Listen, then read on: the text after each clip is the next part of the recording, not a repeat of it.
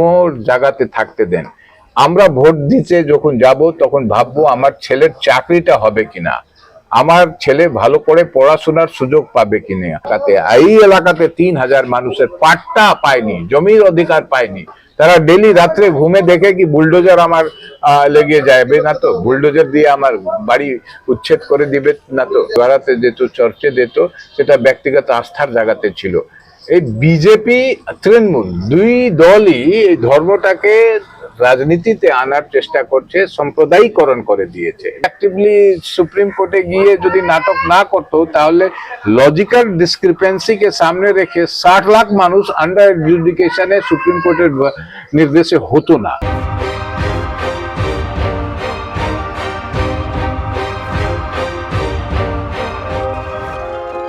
নমস্কার, পিপলস রিপোর্টারে আপনাদের স্বাগত। আমরা এই মুহূর্তে আছি ডাবগ্রাম ফুলবাড়ি কেন্দ্রে, চুনাবাটি অঞ্চলে। আমাদের সঙ্গে আছেন এই কেন্দ্রের সিপিআইএম প্রার্থী দিলীপ সিং। দিলীপ দা, পিপলস রিপোর্টারে আপনাকে স্বাগত। সকাল থেকে প্রচার করছেন, ঘুরছেন, আজকে এই অঞ্চলে ঘুরলেন, বাড়ি বাড়ি গেলেন, আপনি একটু আগে বলছিলেন। তো এইভাবে বাড়ি বাড়ি প্রচারে কি অনেক বেশি সাড়া পাচ্ছেন বলে মনে হচ্ছে? কতটা সাড়া? এই যে আমরা এরকম যে প্রচার করছি, এই প্রচারটা শুধু ভোটের জন্য প্রচার শুরু করেছি তা না। আমরা বাংলা বাঁচাও, যেটা আমাদের পার্টি সিপিআইএম জনসম্পর্কের একটা কল দিয়েছিল, সেই ডিসেম্বর 4 তারিখ থেকে আমরা এই বিধানসভা কেন্দ্রকে 5টা ভাগে বিভক্ত করে আমরা কিন্তু বাড়ি বাড়ি যাওয়া শুরু করি। বেশিরভাগ জায়গাতে আমি থেকেছি, আর যে জায়গাতে থাকতে পারিনি সেই সব জায়গাতে আমাদের কমরেডরাই বাড়ি বাড়ি গেছে। সে সময় যে আমাদের কাছে লিফলেট ছিল সেটাকে নিয়ে ইতিমধ্যে আমরা 60,000 মানুষ, 60,000 বাড়ি হোল্ডিংকে কানেক্ট করতে পেরেছি। দারুণ সাড়া পাচ্ছি। মানুষ নিজে মুখ খুলে বলছে কি না, এবার এই সাম্প্রদায়িক বিজেপিকে আমরা আনবো না, এই দুর্নীতিগ্রস্ত বিজেপিকে আমরা আনবো না। মানুষ খুলে এই বিষয়গুলো বলছে। তো আমরা বিজেপির বিরুদ্ধে শুধু না, তৃণমূল কংগ্রেসের বিরুদ্ধেও মানুষ কথা বলছে। তৃণমূলের দুর্নীতি, এই যে চাকরি, শিক্ষার ক্ষেত্রে দুর্নীতি, তাদের একের পর এক মন্ত্রীর জেলে যাওয়া, এই বিষয়গুলো ভুলেনি মানুষ। রিসেন্টলি এই যে ইলেকশন নির্বাচনের ঘোষণার পরে এসআইআর নিয়ে মানুষের মধ্যে প্যানিক আছে, মানুষের মধ্যে এই নিয়ে ক্ষোভ আছে। এই ক্ষোভটা দুই দলের বিরুদ্ধে আছে। আগে মমতা ব্যানার্জি কিছুটা চেষ্টা করছিলেন কি তিনি নাটক ফাটক করে যাতে বুঝাতে একটা ইমপ্রেশন দেন কি তিনি এসআইআর বিরুদ্ধে, আমার লাশের উপর দিয়ে এসআইআর হবে। কিন্তু এই 10 দিনের মধ্যে মানুষ এটাও বুঝতে পেরেছে কি যদি মমতা ব্যানার্জি প্রোঅ্যাক্টিভলি সুপ্রিম কোর্টে গিয়ে যদি নাটক না করতো তাহলে লজিক্যাল ডিসক্রিপেন্সিকে সামনে রেখে 60 লাখ মানুষ আন্ডার এডজুডিকেশনে সুপ্রিম কোর্টের নির্দেশে হতো না। এই নাটকগুলো কিন্তু আমরা মানুষের পাশে আছি, এটাও একটা বড় বিষয়। এসআইআরটাও মানুষের মধ্যে একটা বড় মানে ইম্প্যাক্ট সৃষ্টি করেছে। রান্না গ্যাসের এই যে আমরা সকাল থেকে ঘুরলাম, দেখলাম অনেক বাড়িতে খড়ি দিয়ে রান্না করতে বাধ্য হয়েছে মানুষ। এই আরো আমাদের এই যে বিধানসভা কেন্দ্রের কিছু স্পেসিফিক সমস্যা আছে, যেরকম এই যে আমরা পঞ্চায়েত এলাকাতে এখন বসে আছি, কিন্তু এটা পঞ্চায়েত পরিষেবা দিতে পারছে না। মানুষের যা এক্সপেকটেশন, মানুষের এই এলাকাতে যা চাহিদা, যে সিভিক অ্যামিনিটিস গুলো মানুষ এক্সপেক্ট করছে, সেগুলো পঞ্চায়েতের ক্ষমতা নাই কি সেগুলো দিবে। ধরবেন garbage management, solid waste management, ড্রেনেজের ব্যবস্থা, স্ট্রিট লাইট, সেটা পঞ্চায়েতের করতে পারবে না, তাদের সেই ফান্ডিং নাই। এই এলাকাকে, এই 4টা পঞ্চায়েত যেটা আমাদের এই বিধানসভা কেন্দ্রে আছে, তাকে মিউনিসিপ্যালিটি করার দাবি আমাদের। শুধু দাবি আমরা তুলেছি 11-র পরে তা না, আমাদের এই নিয়ে আন্দোলন ছিল। আমরা 2বার কয়েক হাজার মানুষকে নিয়ে আমরা নাগরিক কনভেনশন করেছি।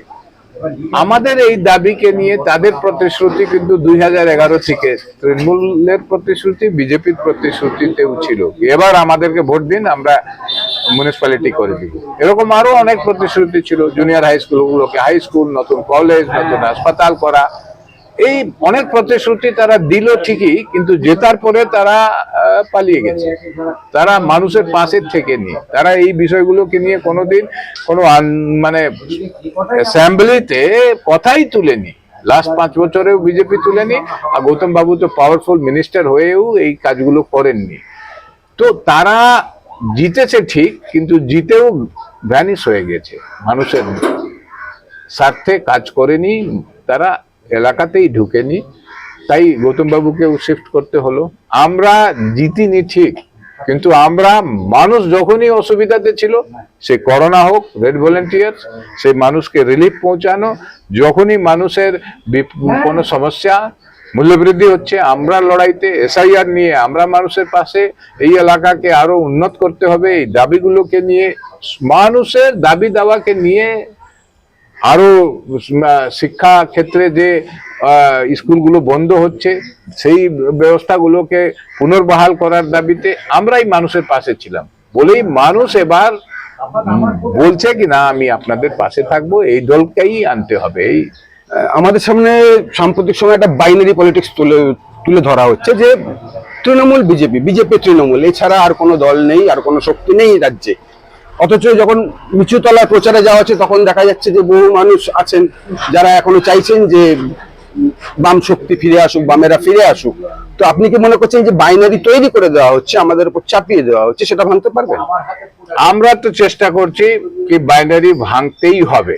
বাইনারি ভাঙতে গিয়ে মানুষও এবার কিন্তু এই বাইনারিটা বুঝতে পেরেছে কি, আমাদের যখন বামপন্থীরা ছিলেন, ধর্মকে নিয়ে এই রাজনীতি বা সাম্প্রদায়িকতা আনা, ধর্মকে সামনে রেখে রাজনীতিতে সাম্প্রদায়িকতা ছিল না। ধর্ম ব্যক্তিগত আস্থার জায়গাতে ছিল, মানুষ মন্দিরে যেত, মসজিদে যেত, গুরুদ্বারাতে যেত, চার্চে যেত, সেটা ব্যক্তিগত আস্থার জায়গাতে ছিল। এই বিজেপি তৃণমূল দুই দলই এই ধর্মটাকে রাজনীতিতে আনার চেষ্টা করছে, সাম্প্রদায়িকরণ করে দিয়েছে। দেখবেন চিফ মিনিস্টার বলেছেন আমি যদি 1 মিনিট ছেড়ে দিই তাহলে ওরা মানে হিন্দুদেরকে, এদেরকে মানে মুসলিমদেরকে 12টা বাজিয়ে দিবে। এটা কমিউনাল স্টেটমেন্ট, এটা সাম্প্রদায়িক চিন্তা ভাবনা। তাহলে এই বাইনারিকে ভাঙতে গিয়ে আমরা মানুষকে বলছি আপনি হিন্দু হন, মুসলিম হোক, খ্রিস্টান হোক, শিখ হন, আপনি কি এই ভোটের পলিটিক্সে আক্রান্ত হবেন? রাজনীতিটা রাজনীতির জায়গাতে আমরা মানুষকে বলছি ভোটটা দিতে যখন যাবেন আপনি কোন ধর্মের সেটা ভেবে চিন্তে ভোট দিবেন, কি আপনার হিন্দুত্ব অ্যাকচুয়ালি বিজেপি যা হিন্দুত্বের কথা বলে ওটা হিন্দু ধর্মের কথা না, ভোট পাওয়ার জন্য হিন্দুত্বের গল্প। সাভারকর নিজে বলেছিলেন ইটস এ পলিটিক্যাল এজেন্ডা, কি এটা এই শব্দটাই রাজনৈতিক শব্দ, এর সঙ্গে ধর্মের কোনো সম্পর্ক নাই। মমতা ব্যানার্জি যখনই এই বুরকা লাগিয়ে বা আরো সব হিজাব লাগিয়ে যাচ্ছে, সে এই মুসলিম ভোট ব্যাংককে, মুসলিম মানুষের ভালো করার জন্য না, ভোট ব্যাংক। তাহলে এই বাইনারিকে আমরা ভাঙতে একটা কথাই বলছি কি ধর্মকে ধর্ম জায়গাতে থাকতে দেন।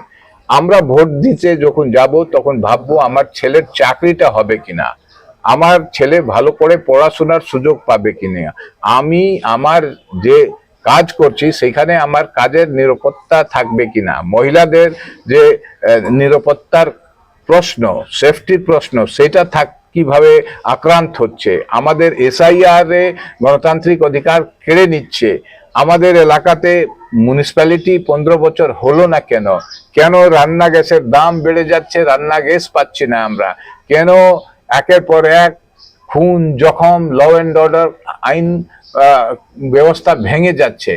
এই প্রশ্নকে সামনে রেখেই আমাদের ভোট দেওয়া দরকার, মানুষ সহমত পোষণ করছে। এইখানেই আমরা এই বাইনারি হিন্দু মুসলমানকে ভাঙার চেষ্টা করছি। আমরা অ্যাটাক করছি কমিউনালিজমকে, সাম্প্রদায়িক রাজনীতিকে, সাম্প্রদায়িকতাকে খুব সাহসের সঙ্গে আমরা এই ক্ষেত্রে কিছু মানুষ আমাদেরকে বলছে না এরা ধর্মের বিরোধী, আমরা স্পষ্ট ভাবে মানুষকে বুঝাতে পারছি কি না আমরা কমিউনিস্ট, আমরা রেসপেক্ট করছি সব ধর্মকে, আমাদের সব ধর্মের প্রতি শ্রদ্ধা আছে, আমাদের পরিবারেও অনেক ধর্ম বিশ্বাসী আছেন যারা ধর্মকে বিশ্বাস করেন, ধর্মের আচরণ অনুসরণ করেন, কিন্তু আমরা ধর্ম বিদ্বেষী না, আমরা ধর্মকে সামনে রেখে রাজনীতির বিরুদ্ধে আছি, ধর্মকে সামনে রেখে রাজনীতি করাটাই পাপ, এটা মানুষকে বলছি আমরা। আমাদের বিশ্বাস এই বাইনারিটা এবার আমরা ভাঙতে পারবো। হ্যাঁ, আপনি একটু আগে বলছিলেন যে এই কেন্দ্রের যিনি তৃণমূল প্রার্থী ছিলেন, মানে তৃণমূলের যিনি মন্ত্রী ছিলেন, তিনি এবারে কেন্দ্র বদল করেছেন। তা আপনার কাছে বিজেপি অথবা তৃণমূল কে প্রধান প্রতিদ্বন্দ্বী? এই লড়াইটা খুব কঠিন, এটা আমরা বুঝতে পারছি, কিন্তু এই লড়াইতে আমরা এগিয়ে আছি দুইজনই। দেখবেন BJP in the long run West বেঙ্গলে কমিউনিস্টদের লড়াইটা করতে হবে, বিজেপির যে উগ্র সাম্প্রদায়িকতা এই আইডিওলজির বিরুদ্ধেই আমাদের লড়তে হবে। কিন্তু এই মুহূর্তে নির্বাচনে আমাদের কাছে বিজেপি চ্যালেঞ্জ, বিজেপির যে কমিউনাল পলিটিক্সের চ্যালেঞ্জ যেরকম আছে, মমতা ব্যানার্জিও যে পলিটিক্যাল স্ট্যান্ড সেটাও কমিউনাল, সেটাও, আর যে লুট দুর্নীতি, এই দুর্নীতির বিরুদ্ধেও আমাদের লড়তে হচ্ছে। তো দুটোর বিরুদ্ধেই লড়াই করে আমাদের এই লড়াইটা জিততে হবে। কিন্তু লং রান আমাদের লড়াইটা আগামী দিনে হবে বিজেপি আরএসএস এর যে সাম্প্রদায়িক মেরুকরণের রাজনীতি, সাম্প্রদায়িক রাজনীতি, তার বিরুদ্ধে। এই কেন্দ্রের ভোটারদের ভোটের আগে আপনি কি বার্তা দিতে চান? এই কেন্দ্রের মানুষ সিপিআইএম কে চেনে, ভালোভাবে চেনে, আমাকেও ব্যক্তিগতভাবে এই কেন্দ্রের মানুষ চেনে। আমি 27 বছর জনপ্রতিনিধি থেকেছি, একদম 94 থেকে লাস্ট নির্বাচন পর্যন্ত আমি শিলিগুড়ি মিউনিসিপ্যাল কর্পোরেশনের জনপ্রতিনিধি ছিলাম। আমি লাস্ট ইলেকশন ফাইট করিনি, কন্টেস্ট করিনি। আমি চেয়ারম্যান ছিলাম, আমি এমএমআইসি ছিলাম। সেই ক্ষেত্রে এলাকার মানুষ, এই আমার অ্যাসেম্বলির মানুষ, আমি লড়াই সংগ্রামে ছিলাম। পার্টি নেতৃত্ব হিসাবে অনেক লড়াইকে আমি নেতৃত্ব দিয়েছি। যে দেখবেন এইখানে 4 লেনের অ্যাকুইজিশন হলো, সেইখানে আমাদের গেল নিয়ে যখনই এই এলাকার সাধারণ মানুষ কম্পেনসেশন পাচ্ছে না, এই এলাকাতে আমাদের উচ্ছেদ হয়ে গেছে। অনেক মানুষ তার 36 দিন আন্দোলন করে তাদের দোকান আবার উদ্ধার করা মানুষের, এই লড়াইগুলোতে আছি, আমাদের পার্টি আছে, আমি আছি বলে মানুষের একটা আস্থা জাগাতে আছে। এই পার্টি আমাদের পক্ষে আছে, এই পার্টি আদায় করতে পারে আমার হক। সেই জন্য আমি এই এলাকার আমাদের যারা ভোটার্স তাদেরকে একটা কথাই বলতে চাই, কি এই যে মিউনিসিপ্যালিটি আমরা করব, আমরা জিতেই প্রথম প্রায়োরিটি এটা করব। জুনিয়র হাই স্কুলগুলো, 17টা জুনিয়র হাই স্কুল এই এলাকাতে হাই স্কুল হয়নি 15 বছরে, অনেক কষ্টে আছে মানুষ। ডেইলি 100 টাকা খরচ করে স্কুলে পাঠাতে হচ্ছে ছেলে মেয়েদেরকে। তাহলে এই দাবিগুলো, আমাদের আরো দাবি আছে। আমাদের একটা রাস্তা ইস্টার্ন বাইপাস, আরো কিছু রাস্তা এরকম করেছিলাম কি ওই রাস্তাকে কেন্দ্র করে হাজার হাজার মানুষ কাজ পেয়েছিল, রুজি রোজগারের ব্যবস্থা করতে পেরেছিল, দোকান ছোট ছোট করতে পেরেছিল, এলাকার ডেভেলপমেন্ট হয়েছে, ইকোনমিক চেঞ্জ হয়েছে। এরকম আরো নতুন রোড নেটওয়ার্ক করব। ট্রাফিক, জলের সমস্যা বিরাট, পানীয় জলের সমস্যা আমাদের পঞ্চায়েত এলাকাতেও আছে, কর্পোরেশন এদের প্রতিশ্রুতি ছিল, তৃণমূলের প্রতিশ্রুতি ছিল, হয়নি। এই কাজগুলো আমরা করব মানুষের পাশে থেকে। আমার এই অ্যাসেম্বলি কনস্টিটিউন্সিতে একটা পূর্ণাঙ্গ হাসপাতাল জায়গাও আছে। তৃণমূল কংগ্রেসই বলেছিল এই কাজটা আমরা করব, আমাদের আন্দোলনের চাপেই তারা বলেছিল, প্রতিশ্রুতি দিয়েছিল। জমির পাট্টা একটা বড় সমস্যা আছে।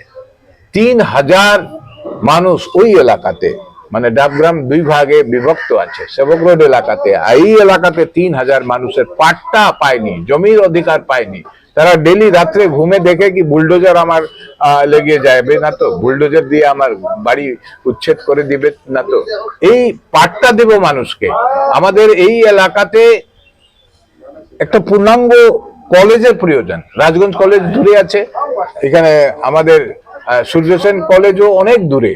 তাহলে আমাদের মেয়েদের, স্পেশালি মাইনরিটির মেয়েদের, মুসলিম মেয়েদের অনেক দূরে যেতে হয় হায়ার এডুকেশনের জন্য। এই এলাকাতে আমরা জিতলে একটা পূর্ণাঙ্গ কলেজ, সরকারি কলেজ করে দিব। এরকম অনেক বিষয় আছে।